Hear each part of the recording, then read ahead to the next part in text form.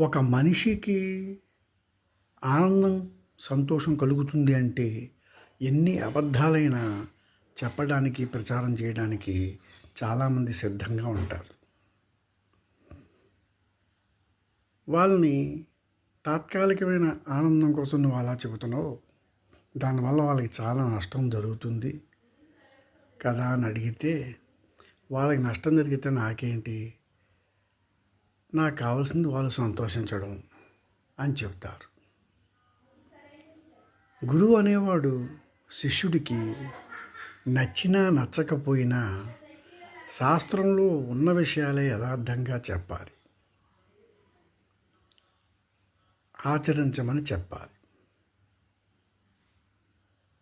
అటువంటి వాళ్ళు నిజమైన గురువులు. వాళ్ళు చాలా అరుదుగా ఉన్నారు. చాలామంది తాత్కాలికమైన ఆనందం కోసం చాలా చెబుతూ ఉంటారు.